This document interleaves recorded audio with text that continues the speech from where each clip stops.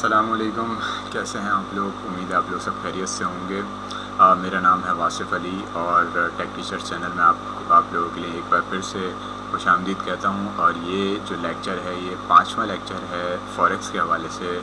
आपने देखा होगा कि फॉरेक्स के हवाले से हमने काफ़ी वीडियोस बनाई हुई हैं और जैसा कि मैंने आपको पहले बताया था कि इस लेक्चर के अंदर मैं अभी आपको सिर्फ इतना बताऊंगा कि नो हाउ हो जाएगी कि आपने डिपॉज़िट किस तरह करना है। सारी चीज़ें मैंने आपको पिछले 4 लेक्चर के अंदर बता दी हैं और बट मैंने आपको ये एज अ प्रैक्टिकल एग्जांपल करके नहीं दिखाई, बट मैंने आपको एज अ पावर पॉइंट की स्लाइड्स के अंदर ये सारी चीज़ें आपको मैंने बताई हैं।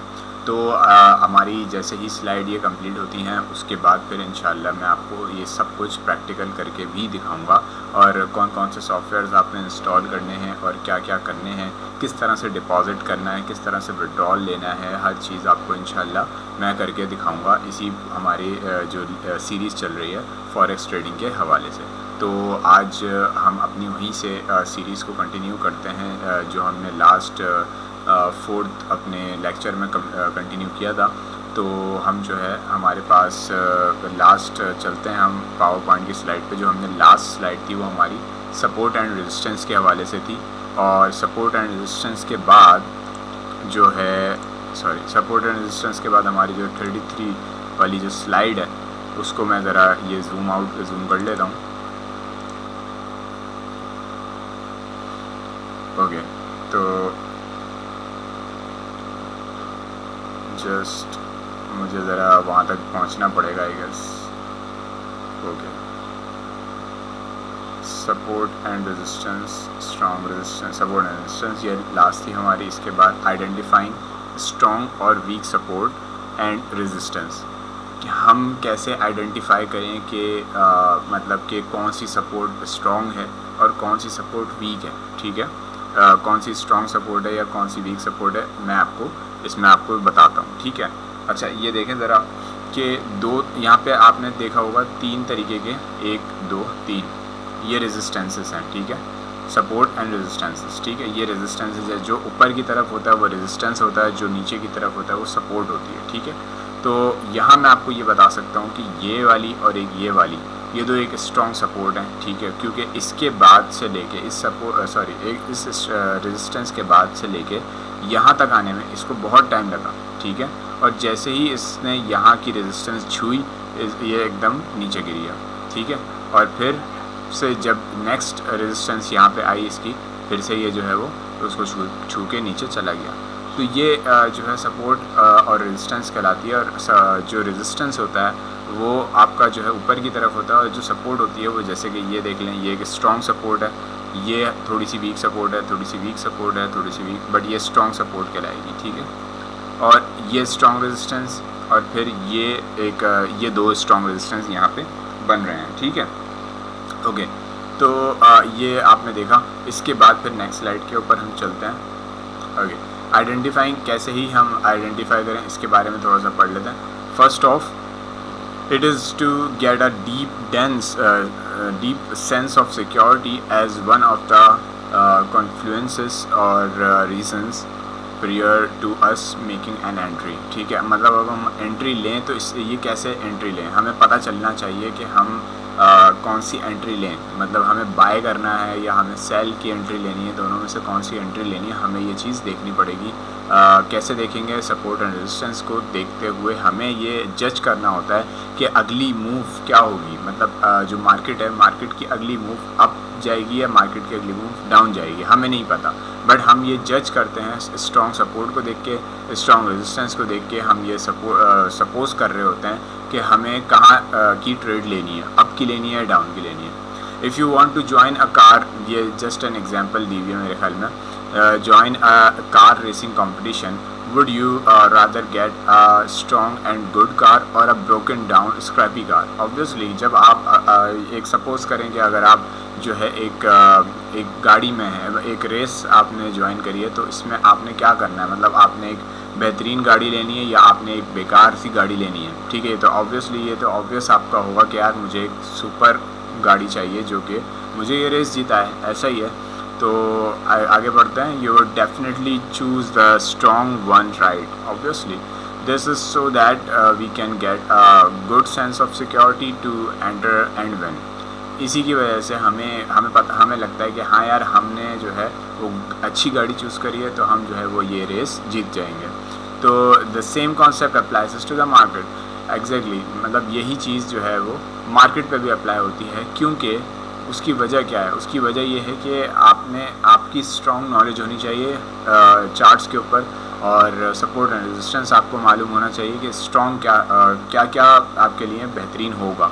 मतलब आपने इतनी नॉलेज तो रखनी है कि यार आपका 80% या 90% तक आपका जो एजम्पशन है, जो मार्केट का कंट्रोल है, वो आपको और वैसा ही होना चाहिए। मतलब इतनी आपको नॉलेज होनी चाहिए, ठीक है। फिर जब हम प्रैक्टिकल कर रहे होंगे तो इंशाल्लाह मैं आपको वो भी सब करके दिखा रहा हूँ, जिससे आपको ये अंदाज़ा हो जाएगा कि मतलब नॉलेज के हवाले से कि नॉलेज आपको कितनी होनी चाहिए, ठीक है। ऐसे नहीं आपने अंधी-धुंध में आके पैसा डाल दिया और ट्रेड ले ली, और बाय चांस आपकी अच्छी भी ट्रेड चली जाएगी, आपको सपोर्ट का नहीं पता, आपको रेजिस्टेंस का नहीं पता, बट आपने ले ली, 2-4 ट्रेडें आपकी अच्छी भी चली गई, आपने अच्छा पैसा बना लिया उसके अंदर, 5-10 हज़ार रुपये, 20 हज़ार रुपये, 25 हज़ार रुपये आपने बना लिए, तो आप खुश हो जाते हैं कि यार मैंने तो इतना पैसा बना लिया, अब मैं बड़ी की ट्रेड लेता हूँ। अब जैसे ही आप बड़ी ट्रेड लेते हैं तो एकदम से जो है आपका क्या होता है कि वो फ़ौरन जो है एकदम से जो है वो सारा पैसा डूब जाता है, और जैसे ही डूबता है तो फिर वो आपके सामने हो जाता है, सारा ये मामला ख़राब हो जाता है, ठीक है। तो strong support and resistance is where it's hard for the price to go through और ब्रेक, ठीक है। Price needs a few momentum hits before finally breaking. For weak support and resistance, it's easy for the price to break and thus adding our risk when entering a trade, ठीक है। तो जो strong support resistance है उससे हमें ये पता चलता है कि मार्केट का मोमेंटम किस डायरेक्शन में जाएगा, और वीक सपोर्ट रेजिस्टेंस से भी हमें ये पता चलता है कि मार्केट का मोमेंटम टूटेगा या नहीं टूटेगा, ऊपर की तरफ जाएगा या नीचे की तरफ जाएगा, तो इससे हमें ये अंदाज़ा हो जाता है, ठीक है। तो नेक्स्ट पे चलते हैं और नेक्स्ट स्लाइड पे देखते हैं कि क्या है हमारे लिए। How to know if the support and resistance is strong और वीक। हमें कैसे पता चलेगा भाई कि सपोर्ट एंड रेजिस्टेंस जो है वो वीक है या जो है स्ट्रॉन्ग है? हमें नहीं पता, तो हमें ये पढ़ना पड़ेगा इसके बारे में, और थोड़ी सी नॉलेज भी, प्रैक्टिकल नॉलेज भी करनी पड़ेगी। ऑब्वियसली आपको डेमो ट्रेड ज़रूर लेनी है। कोई भी मतलब ओरिजिनल ट्रेड लेने से पहले, रियल ट्रेड लेने से पहले आपने डेमो ट्रेड्स लाजमी करनी है, ठीक है।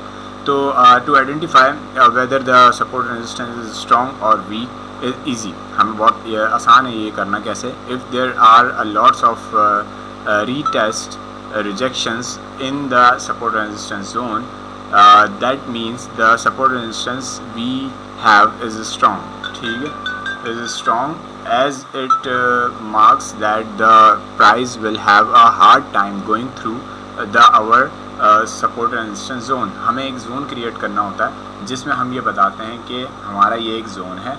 अब इस जोन के अंदर मार्केट जो है वो डिपेंड करता है कि कितनी सपोर्ट कितनी स्ट्रॉन्ग सपोर्ट्स हमने देखी हैं और कितनी हमने वीक सपोर्ट्स देखी हैं, ठीक है। जितनी हमें स्ट्रॉन्ग सपोर्ट्स देखेंगे उतना ज़्यादा जो है हमें वो रिजेक्शन मिलेगा या रिटेस्ट मिलेगा, ठीक है। यानी कि रिजेक्शन यानी कि नीचे आने का, वापस ऊपर जाने, जैसी मार्केट ऊपर जाती है फिर एकदम से एक रेजिस्टेंस को छूती है, फिर नीचे आ जाती है, तो ये रिजेक्शन कहलाती है, ठीक है। Our SNR can be found in a big time frames like 4 hours daily, weekly or monthly, ठीक है। It is not wrong to look at smaller time frames like 1 hour, 30 minutes, 15 minutes, etc. It's just that smaller time frames have a lot of noise or small movements that does not give an impact as big as the bigger time frames. Do you guys get it? Check out the visuals below as sample। अगर आपको ये समझ में आया तो मैं आपको new picture दिखाऊंगा इसकी, और इसमें हुआ क्या है मैं आपको बता दूं कि आपने कैसे चेक करना होता है। या तो आपने 4 घंटे का एक चार्ट देखना है, या आपने डेली का चार्ट देखना है, या आपने वीकली का चार्ट देखना है, या फिर मंथली का चार्ट देखना है, ठीक है। इनमें से आपने कोई एक चार्ट देखना है और सारे देखें तो बेहतर है। It is not wrong to look smaller time frame. इसमें कोई गलत चीज़ नहीं है कि भाई आप अगर स्मॉलर टाइम फ्रेम देख रहे हैं, 1 घंटे का देख रहे हैं, 4 घंटे का देख रहे हैं, तो ये कोई मसला नहीं है। 30 मिनट्स का देख रहे हैं, 15 मिनट का देख रहे हैं, 5 मिनट का भी देख रहे हैं, तो ये एक बहुत अच्छी चीज़ है कि आप टाइम फ्रेम के ऊपर ये चीज़ देख रहे हैं, ठीक है। तो क्या कहते हैं, आपने ये चीज़ ज़रूर नोट करनी है कि किस टाइम पे क्या क्या हो रहा है। मतलब मार्केट पूरा डाउनफॉल तो नहीं जा रही है, मार्केट पूरा अप पे तो नहीं जा रही है, बुलिश ट्रेंड चल रहा है या बियरिश ट्रेंड चल रहा है। आपने ये आइडेंटिफाई करना है खुद से। तो इसको अगर बार बार करते रहेंगे, अगर आप देखें सिंसियर हैं अपने साथ ट्रेड करने के लिए, अगर आपको इसी से पैसा बनाना है, अगर आपने अपना ये एक समझ लें मकसद बना लिया है कि यार इसी से मुझे पैसा बनाना है, then you should have to learn this. अगर आप इसको नहीं सीखेंगे तो आपके लिए फिर अंधाधुंध वाली ट्रेड होगी, और आपने ये सीखना है और इसको प्रैक्टिकल करके भी देखना है डेमो पे।